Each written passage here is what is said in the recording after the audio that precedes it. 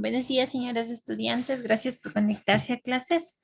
Vamos a iniciar el día de hoy con un video de lo que es la investigación de mercado desde el punto del neuromarketing. Por favor, presten atención. Hablar un poco de neuroinvestigaciones de marketing. Vale la pena repensar un poco. ¿Qué es lo que hacíamos con las entrevistas en profundidad, con los focus group, con los grupos de enfoque? Históricamente, relevábamos lo que la gente opinaba, decía respecto a un producto, de un spot publicitario, respecto a aquello que queríamos evaluar. Es decir, aquello que la gente decidía decir ante la pregunta o estímulo. Ahora, hemos dicho en neuromarketing que hay dos planos de pensamiento. Lo que la gente decide decir y aquello que efectivamente piensa. No necesariamente, entonces, lo que me contestan en una entrevista en profundidad tradicional o en un focus grupo tradicional es aquello que va a regir su decisión de compra del futuro. Muchos empresarios a veces dicen, es que ni siquiera los integrantes del focus hacen en la vida real lo que dicen durante el focus que van a hacer. Y esto es un tema que creo que en la investigación de mercados, en la investigación de marketing hay que resolver. Y es por eso que hoy hay una batería nueva de técnicas de investigación que complementan, ayudan, aportan a esas investigaciones de mercado. ¿Cómo se hacen? Por ejemplo, algunas prácticas que hemos hecho con algunos casos concretos, evaluar la música ambiental apropiada para un local comercial. Esa música ambiental probablemente se haya medido tradicionalmente preguntando al individuo ante la escucha de un determinado ritmo qué le produce, si le gusta, no le gusta, qué le provoca, etc. Sin embargo, ya no es suficiente con esto. En un caso hemos hecho la aplicación de un holter, es decir, mientras la entrevistadora preguntaba qué le provocaba el ritmo musical, al mismo tiempo que daba la respuesta, estábamos registrando su cambio de frecuencia cardíaca. Esto significa verificar qué le producía al físico de ese ser humano ese ritmo musical y otro, y otro, y otro, para de alguna manera aportar al análisis, ya no solamente lo que la intermediación consciente del individuo decía que le provocaba, que muchas veces está condicionado por lo que le conviene circunstancialmente decir, sino también lo que en realidad en su esencia, en su intimidad, en su profundidad, su físico reaccionaba ante cada ritmo musical. Y así con las demás investigaciones, medición de microgestos en la cara, como ya hemos dicho, o también mediciones de impacto emocional, o mediciones de grados atencionales respecto de, por ejemplo, un envase de un producto, impacto de los colores, etc. Esta es una nueva generación de elementos que hay que descubrir, pero con nueva herramienta, con nuevas formas de encontrar esa información profunda en la interioridad del individuo. Como hemos podido ver en este momento y escucharle a esta persona, es que para poder hacer investigaciones de neuromarketing, no solamente involucramos el hecho de aplicar quizá una encuesta, sino también ya todos los sentidos. En este caso, él nos hablaba también de aplicar la parte emocional al momento en que una persona quizá quieren hacer un estudio de qué música es la que más impacta en el momento de una compra. Vamos a ver entonces teóricamente qué es lo que nos indica.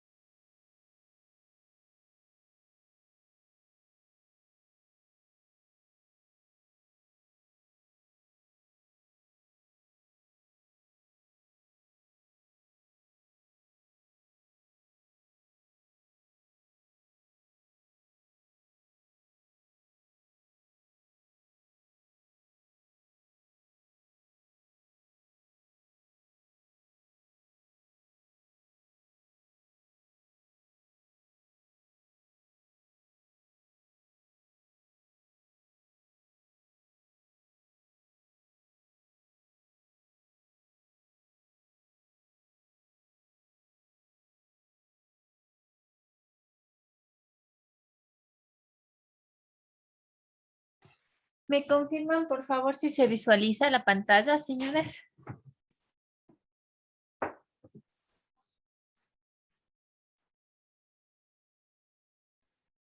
Sí, Inge. Gracias, Eduardo.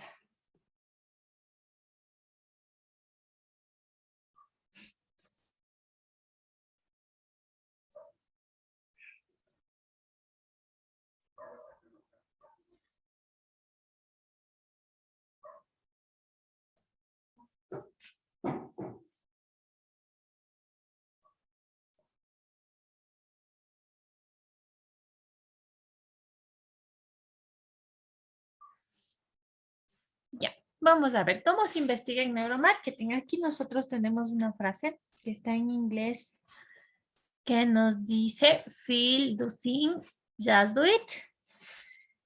Que nos dice siente, piensa, solo hazlo. ¿Alguna vez ustedes se han preguntado qué estímulos debe contener un comercial para lograr un mayor grado de impacto? Estos tipos de preguntas o interrogantes se van a hacer todas las empresas, ¿sí? Cuando ustedes están con su emprendimiento quizá o ya trabajan en algún lugar, van a estar siempre con este tipo de interrogantes.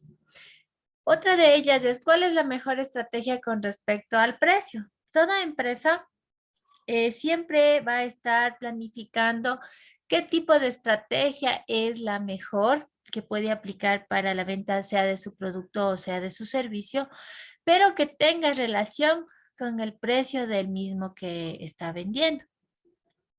¿Cómo puede seducir a los clientes o cómo llamar la atención de los clientes? ¿Cómo motivar al cliente que realice la compra? Y otra de las preguntas que toda empresa también se realiza es cómo entrenar a sus empleados para que sean más competitivos. ¿Cómo hacer que el empleado venda el producto? ¿Cómo hacer que el empleado consiga la venta de ese producto? El cerebro parece ser la respuesta.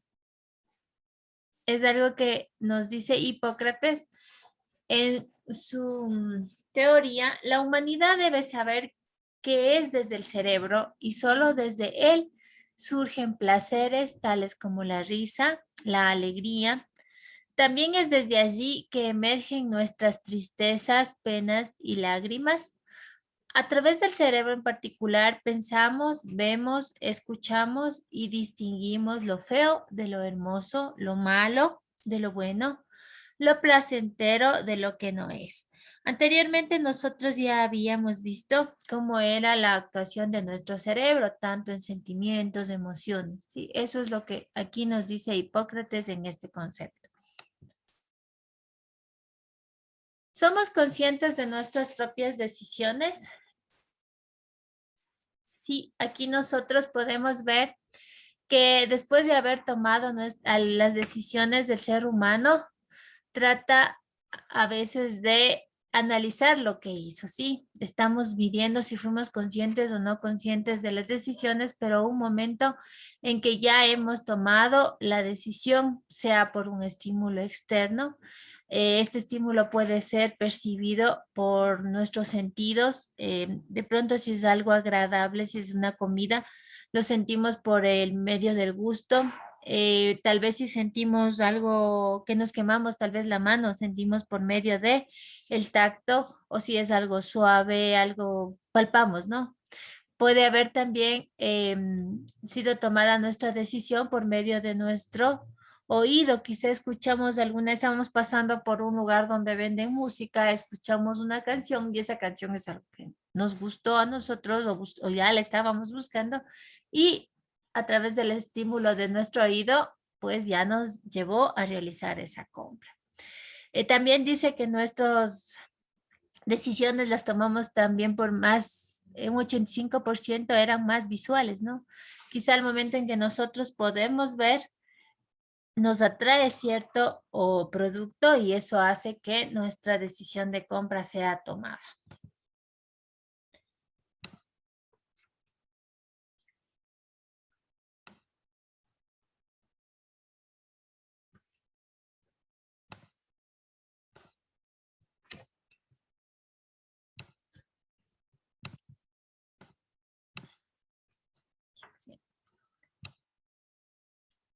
¿Qué dicen los neurocientíficos y la gente que estudia marketing en base a esto de las investigaciones o de las técnicas que se utiliza para los estudios de mercado y el neuromarketing?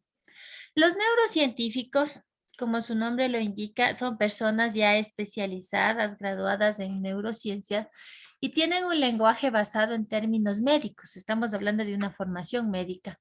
Ellos hablan en cuanto a las zonas del cerebro, las zonas que tenemos en el cerebro, tanto en el corte frontal como en el córtex prefrontal, y habitualmente utilizan estos y otros términos relacionados con las metodologías de investigación para explicar los resultados de los estudios. Hablemos que estos neurocientíficos realizan también sus estudios aplicados ya acompañados de tecnología en este caso.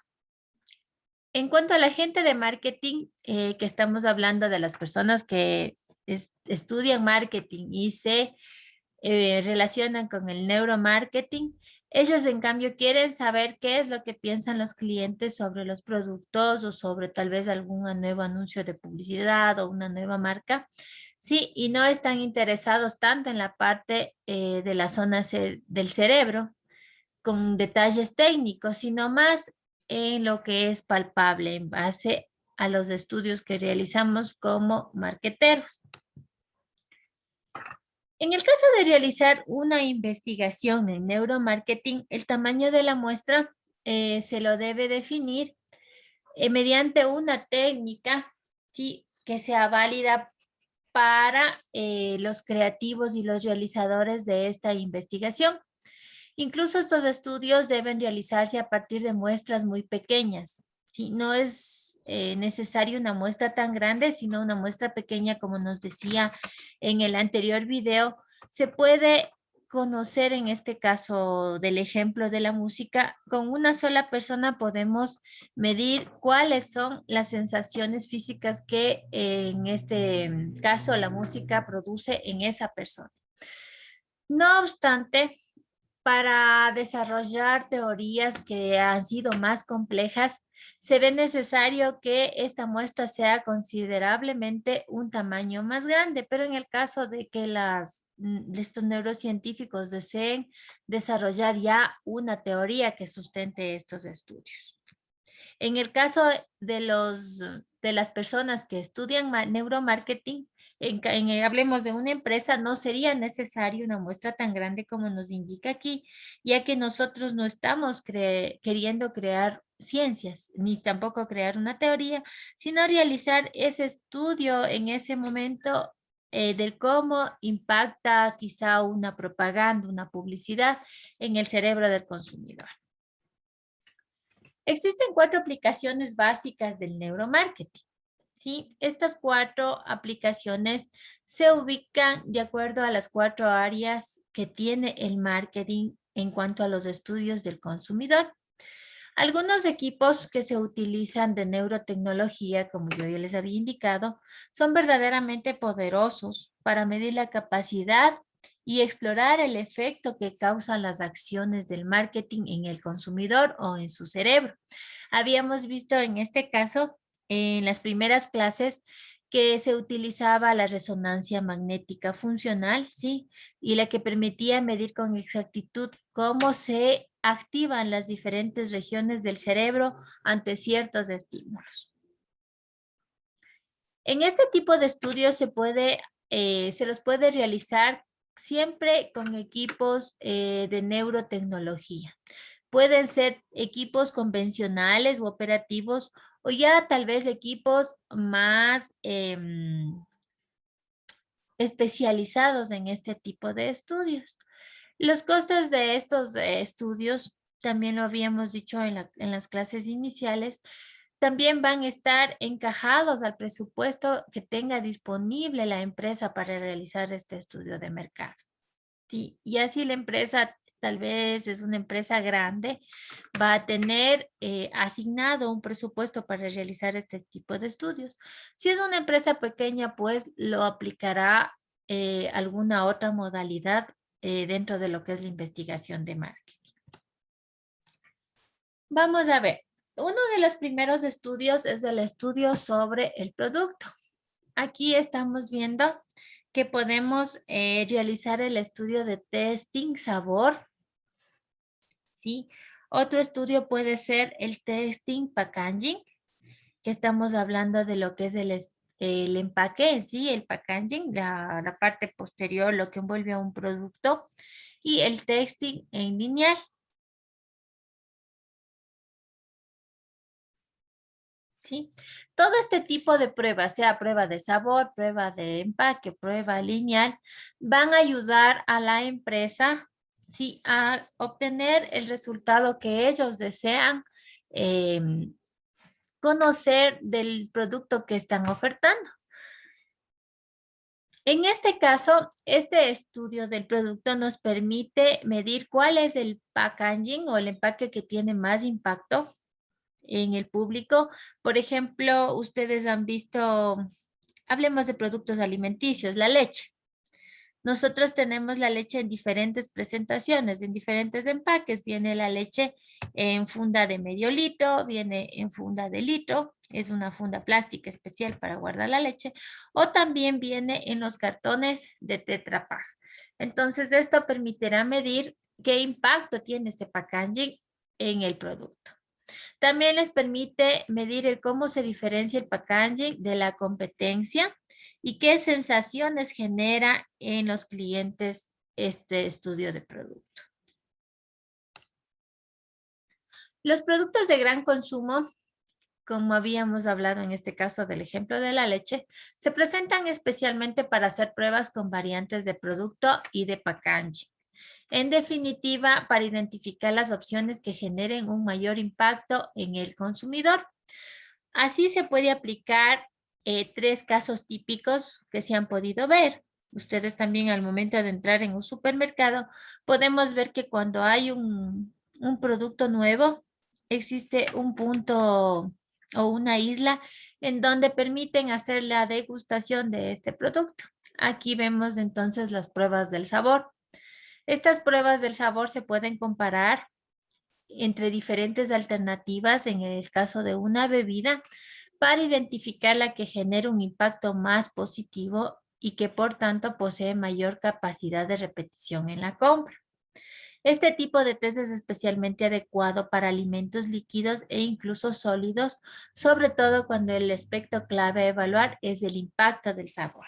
Como les he puesto el ejemplo, en el caso de bebidas líquidas, podemos hablar quizá de emprendimientos en donde están últimamente creando licores de sabores, ¿no? Licor tal vez de cacao, de chocolate, de licor de café, licor de anís. Entonces, estos pequeños emprendimientos, en realidad a usted le ponen todas estas muestras de sabor y ve cuál es la que se ve más agradable para el cliente. Mediante esta prueba, ellos pueden medir cuál va a ser la bebida que va a tener más rotación en la venta. ¿Cuál fue la más aceptada? El test de packaging, en cambio, este permite identificar la alternativa de packaging que más llama la atención y genere un mayor impacto. Estamos hablando ya de la parte física, de la parte que envuelve el producto, de la parte que contiene el producto o de la parte que protege el producto, podríamos decir. Esta también permite verificar el grado de alineamiento con los valores de la marca. Ustedes saben, quizá una botella plástica la diferencia entre una botella de vidrio, quizá la botella de vidrio es más elegante y va a crear más valor a la marca. Entonces ya depende del tipo de producto también que se esté distribuyendo o produciendo para generar este tipo de packaging.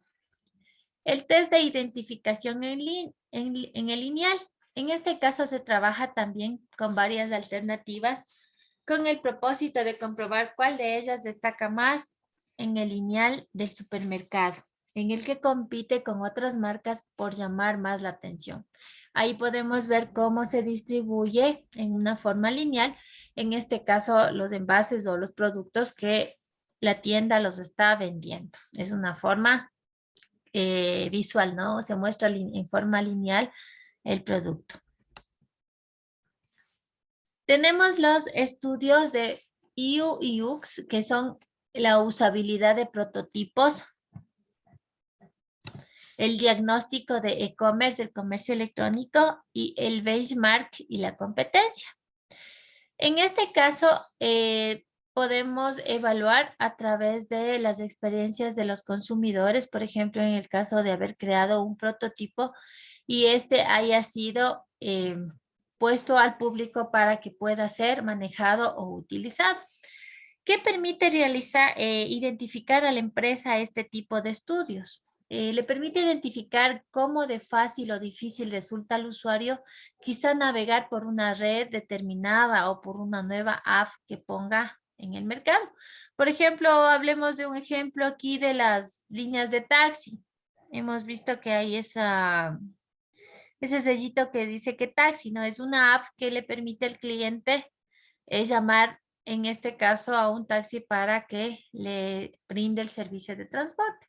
Entonces, este tipo de apps que está dentro del e-commerce es una app creada, pero también debe ser evaluada, debe ser estudiada de qué tan fácil o difícil es para el usuario utilizar la misma.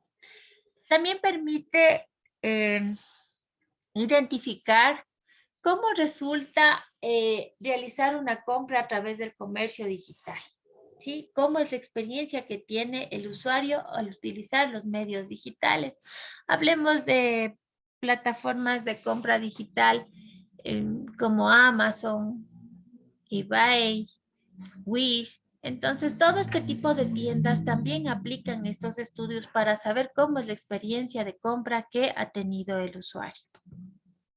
En este terreno, las técnicas clásicas de observación del proceso de navegación, ya sea en vivo o analizando su grabación e incluso el propio relato que puede haber hecho un usuario, se va encontrando y de lo que se hace, se ve eficazmente complementada con los estudios de usabilidad que tiene el neuromarketing. Los estudios del neuromarketing para el análisis de usabilidad, sí, o de uso de los dispositivos electrónicos, ofrecen tres aplicaciones interesantes. El estudio de la usabilidad de prototipos de app, sí, esto ya habla de la digitalización de los procesos tradicionalmente que al inicio fueron manuales o eran asistidos por personas y ahora por la tecnología ya lo están haciendo a través de un medio electrónico, ¿sí? En este caso estamos hablando del marketing 4.0, lo que conlleva a diseñar y desarrollar nuevos procesos para que el usuario realice el mismo tipo de acciones. Hablemos en el ejemplo de un banco. Tenemos la banca en línea y ya no es necesario que el cliente se acerque al banco a servicio al cliente en el caso de querer una transferencia y tendría que acercarse al banco, coger el turno, esperar que le atienda la persona de servicio al cliente y de ahí pues pedir en este caso el servicio de transferencia. Ahora ya con estas nuevas apps, canales electrónicos, como digo yo, el cliente ya puede hacerla a través de banca en línea, desde su hogar, desde su celular. Entonces, todo esto ha permitido el estudio de estas usabilidades, ¿sí? El estudio de diagnósticos web. ¿Cómo de eficiente es una web para el propósito que ha sido concebida, ya sea simplemente informativa, acceso, servicios o a e-commerce? Hablemos ya del comercio electrónico. Este estudio entonces permite diagnosticar todo lo que en sí concierne a una página web. Si fue fácil un proceso de compra, si es que de pronto hay procesos que se puedan mejorar, que puedan brindar mejores oportunidades, en este caso, al cliente. Estas técnicas de neuromarketing pueden proporcionar información de alto valor para establecer un diagnóstico e identificar los puntos críticos que quizás necesitan ser rediseñados. Ustedes pueden ver dentro de, hablemos de las redes sociales que están en la web, también las empresas pueden guiarse bajo el número de visitas que quizás tiene su página web. Ellos tienen un medidor en donde pueden verificar si es que en este caso su producto ha sido observado o no por los clientes. Si es que quizá hay algo que veo que el cliente no está llegando a mi anuncio, quizás hay algo que rediseñar. Entonces, permite identificar los puntos críticos que tenga en este caso la red social.